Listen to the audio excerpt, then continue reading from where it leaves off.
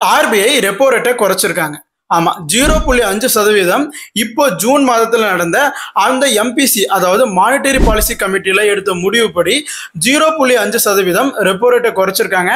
So இன்னைக்கு நிலவரப்படி June 7, 2025 படி பார்த்தீங்கன்னா ஆர்பிஐயோட இப்போ இருக்கக்கூடிய repo rate 5.5%. Okay, repo rate அப்படின்னா என்ன அப்படின்னா, இப்போ நமக்கு பண தேவை இருந்துச்சு அப்படின்னா போயிட்டு பேங்க்ல லோன் வாங்குறோம். Personal loan, two wheeler loan, house loan, car loan சொல்லிட்டு நம்மளுடைய பண தேவைக்கு நம்ம போயிட்டு பேங்க்ல லோன் வாங்குறோம். அதே மாதிரி பேங்க்குக்கே லோன் தேவைப்பட்டுச்சு, அவங்க மற்றவங்களுக்கு கடனா கொடுக்கறதுக்காகவோ இல்ல வேற விதமான ஒரு பிசினஸ் இதுக்காக அவங்களுக்கு பணம் தேவைப்படுச்சுன்னா அவங்க போயிட்டு ரிசர்வ் பேங்க் ஆஃப் இந்தியா கிட்ட தான் லோன் வாங்குவாங்க. ஸோ அப்படி நம்மளுடைய இந்த கமர்ஷியல் பேங்க், எக்ஸாம்பிள் இந்த KVP, Indian Overseas bank, Indian bank, so அந்த மாதிரியான பேங்க்ஸ் எல்லாம் போயிட்டு ஆர்பிஐ கிட்ட லோன் வாங்குறப்போ அந்த பணத்துக்கு இவங்க ஆர்பிஐக்கு கட்ட வேண்டிய இன்ட்ரெஸ்ட் ரேட்டு தான் நம்ம ரெப்போ ரேட் அப்படின்னு சொல்லி சொல்றோம். ஸோ இப்போ இந்த ஆர்பிஐ கமர்ஷியல் பேங்க்குக்கான ரெப்போ ரேட்டை குறைச்சிருக்காங்க. ஸோ இதனால பார்த்தீங்கன்னா இதே மாதிரி கமர்ஷியல் பேங்க், இப்போ நம்ம ஐஓபியில் நான் ஒரு லோன் வாங்கியிருக்கேன் அப்படின்னா அதனுடைய இன்ட்ரெஸ்ட் ரேட்டும் கண்டிப்பாக குறையும். ஏன்னா அவங்க ஆர்பிஐட்ட வாங்கி தான் ஐஓபி நமக்கு கொடுக்குறாங்க. அப்போ அவங்க வாங்கின இடத்துல அவங்களுக்கு இன்ட்ரெஸ்ட் குறையிறப்போ நம்ம வாங்கியிருக்கக்கூடிய லோனோட இன்ட்ரெஸ்ட் ரேட்டும் குறையும். அப்படி பார்க்குறப்ப எல்லாத்தோட லோனோட இன்ட்ரெஸ்ட் ரேட்டுமே 1% குறைஞ்சிருமா அப்படின்னா இல்லை. நீங்கள் லோன் அக்ரிமெண்ட் சைன் பண்ணுறப்போ அதில் போட்டிருப்பாங்க அந்த இன்ட்ரெஸ்ட் பெர்சன்டேஜ் அப்படிங்கிறது ஃப்ளோட்டிங் ரேட்டா இல்லை ஃபிக்ஸ்டு ரேட்டா அப்படின்னு. ஒருவேளை ஃப்ளோட்டிங் ரேட்டா இருந்துச்சு அப்படின்னா இப்போ ஆர்பிஐ கட் பண்ண ரெப்போ ரேட் படி உங்களோட இன்ட்ரெஸ்ட்லையும் அது பேங்க் பார்த்து 0.5% குறைக்கலாம் இல்லை 0.25% குறைக்கலாம். பட் கட்டாயம் ஒரு குறைவு அப்படிங்கிறது இருக்கும்.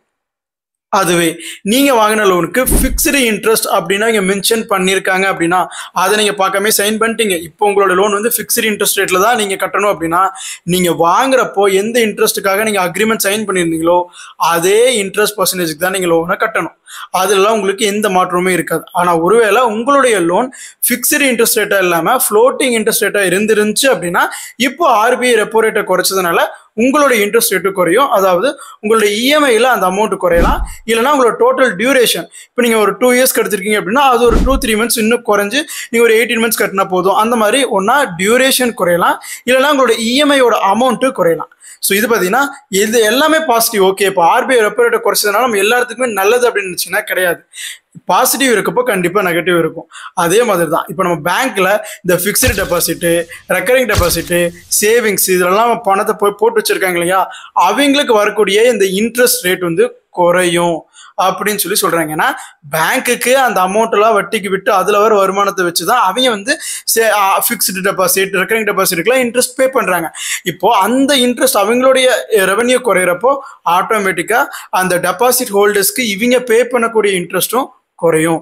ஸோ இதனால பார்த்தீங்கன்னா லோன் வாங்கினவங்களுக்கு ஒரு பாசிட்டிவான ஒரு நியூஸ் அப்படின்னு சொல்லலாம். ஆனால் நம்ம பேங்க்ல அமௌண்ட்டை டெபாசிட் பண்ணி வச்சிருக்காங்களே அவங்களுக்கு இது ஒரு நெகட்டிவான நியூஸ் அப்படின்னு சொல்லலாம். ஸோ இதுதான் இந்த ஆர்பிஐ இந்த ரெப்போ ரேட்டை குறைச்சதுக்கு உண்டான ஒரு எஃபெக்ட் அப்படின்னு சொல்லலாம் நம்மளுடைய ஒரு காமன் சிட்டிசன் நம்மளோட லைஃப்ல. இது கடந்த 6 மாதங்கள் மட்டுமே 1%, அதாவது ஜனவரி 2025 இது 6.5% இருந்துச்சு. பிப்ரவரியில 0.25% குறைச்சு 6.25% இருந்துச்சு.